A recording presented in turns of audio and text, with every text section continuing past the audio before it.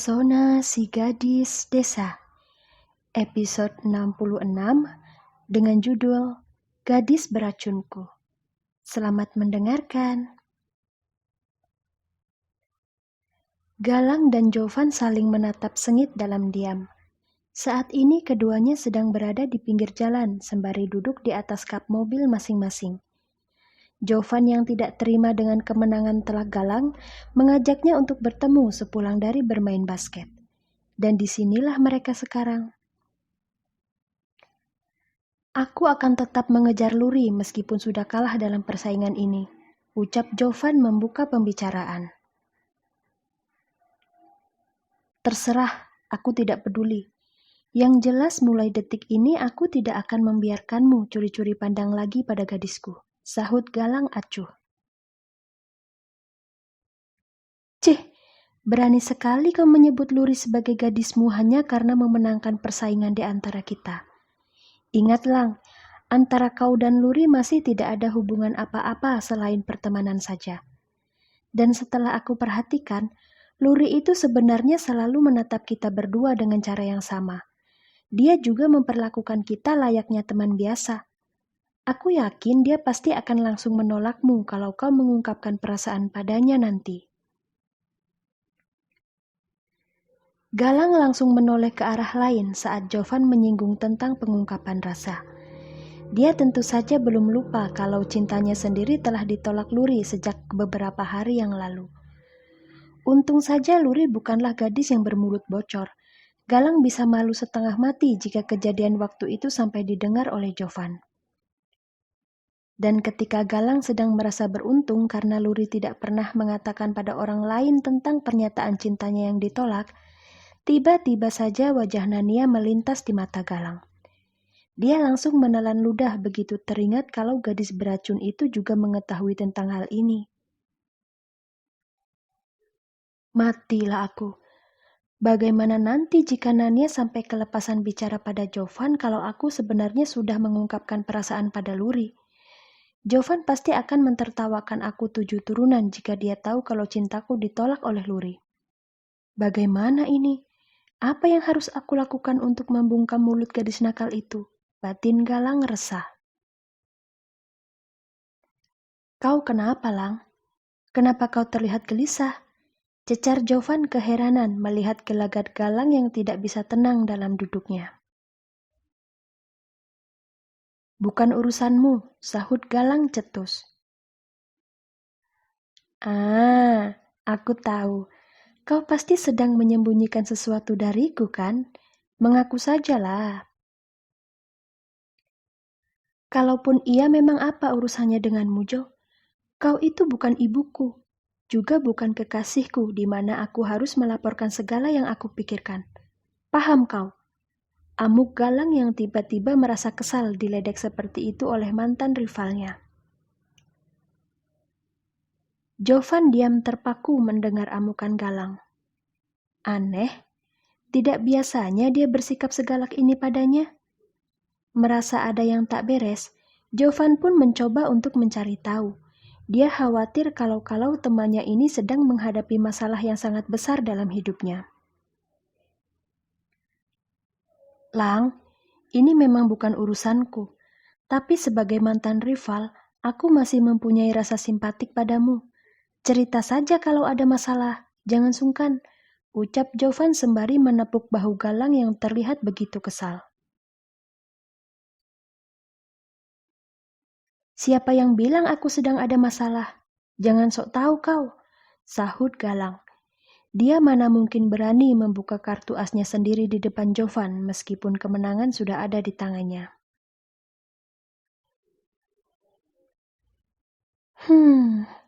Dasar kepala batu.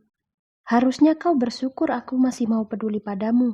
Menyebalkan, gerutu Jovan yang ikut merasa kesal. Sedetik kemudian, Jovan langsung melirik penuh ejek ke arah Galang.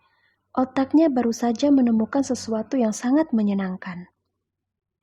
Lang, jangan bilang kau seperti ini karena sedang galau memikirkan kemana hatimu akan dilabuhkan. Benar tidak?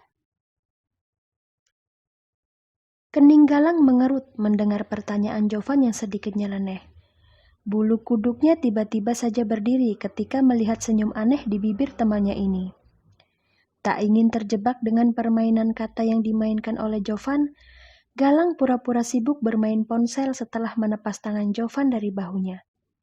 Dia benar-benar sedang mengkhawatirkan kejadian waktu itu. Kau suka pada Nania ya, Lang? Makanya kau terlihat tidak senang saat aku membahas tentang Luri, tanya Jovan penuh selidik. Hampir saja Galang jatuh terjungkal ke depan gara-gara mendengar tuduhan Jovan yang sangat tidak manusiawi. Yang benar saja dia suka dengan Nania. Bahkan jika di dunia ini sudah tidak ada satupun wanita, Galang tidak akan pernah mau berpacaran dengan gadis beracun itu. Baru berstatus teman saja Galang sudah rugi lahir batin. Lalu apa kabar dengan nyawanya jika dia dan Nania sampai berpacaran? Jovan sepertinya sudah gila. Santai saja, Lang. Kau tidak perlu sekaget ini karena aku mengetahui perasaanmu yang sebenarnya. Lagi pula Nania juga lumayan cantik meskipun tidak secantik Luri. Pesonanya cukup mematikan untuk ukuran gadis-gadis seusianya. Dan begitu Jovan selesai bicara, dia langsung mengadu kencang saat kepalanya digeplak oleh Galang. Jovan lalu memicingkan mata sambil mengucap bagian kepalanya yang sedang berdenyut nyeri. Lain kali kalau mau bicara tolong dipikirkan dulu apa dampaknya, Jo. Kau pikir aku sudah gila apa jatuh cinta pada Nania? Ya Tuhan, Jo. Seleraku itu bukan anak-anak seperti dia, tapi kakaknya. Kau ini amnesia atau bagaimana sih? Jelas-jelas kita bersaing memperebutkan hak untuk mendekati Luri. Kenapa pikiranmu malah tersesat pada gadis berakhlak dajal itu?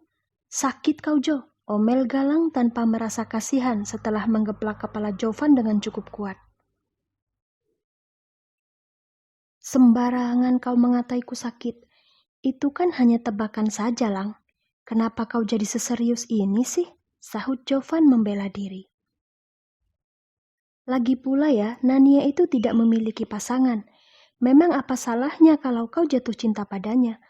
Tuhan tidak akan mungkin mengutukmu hanya gara-gara kau jatuh cinta pada gadis yang usianya masih sangat muda.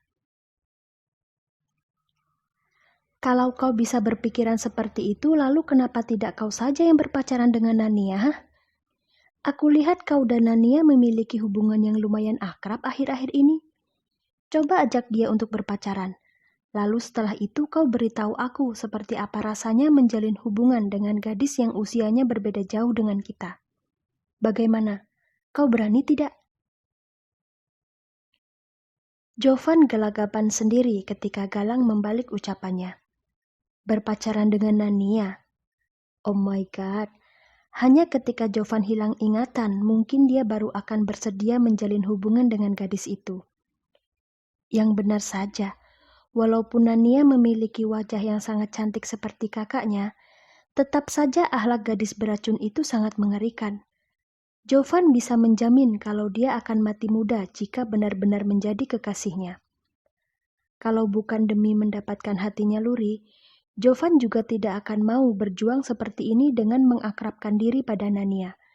Gadis beracun itu sangat merepotkan. Tapi... Kenapa diam? Bingung mau menjawab apa? Makanya Jo, jangan memberi pertanyaan yang kau sendiri tidak tahu jawabannya. Kau dan aku kan sama-sama tahu siapa Nania. Tidak mungkin juga kan kita mau berteman dengannya jika bukan demi Luri, ucap Galang yang merasa puas melihat kebungkaman di diri temannya ini. Oke, aku mengaku salah. Tapi Lang, aku tidak sejahat hatimu yang hanya ingin memanfaatkan Nania saja. Benar kalau aku mendekatinya demi perhatian Luri. Tapi untuk pertemanan kami, aku benar-benar tulus melakukannya. Nania gadis yang baik meskipun sering membuatku sesak nafas. Dia juga cukup perhatian saat aku menumpang makan di rumahnya. Jadi tolong kau jangan sembarangan bicara tentangnya mentang-mentang sudah memenangkan persaingan kita ya. sahut Jovan yang mendadak merasa tidak terima Nania di pojokan. Galang menatap Jovan dengan seksama setelah mendengar pembelaan yang dia lakukan untuk Nania. Dia secara tidak sengaja menangkap adanya benih-benih perasaan yang mulai tumbuh di diri temannya ini. Sadar kalau hal tersebut bisa mendatangkan keuntungan, Galang memutuskan untuk tidak menggoda Jovan lagi. Biar saja. Jika seandainya memang benar Jovan menaruh hati pada Nania, maka Galang dengan penuh semangat akan memberi dukungan. Karena apa? Karena artinya Galang tidak akan mempunyai saingan lagi untuk memperjuangkan Luri. Sudahlah, tidak asik bicara dengan laki-laki jahat sepertimu. Sekali lagi selamat atas kemenanganmu hari ini. Kau bebas mendekati Luri, ucap Jovan kemudian melompat turun ke bawah. Dia kemudian berjalan masuk ke dalam mobil. Terima kasih untuk ucapan selamat dan keberanianmu dalam mengakui kekalahan, Jo. Senang mempunyai rival sepertimu, sahut Galang mengikuti langkah Jovan untuk masuk ke dalam mobil. Jovan mengangguk.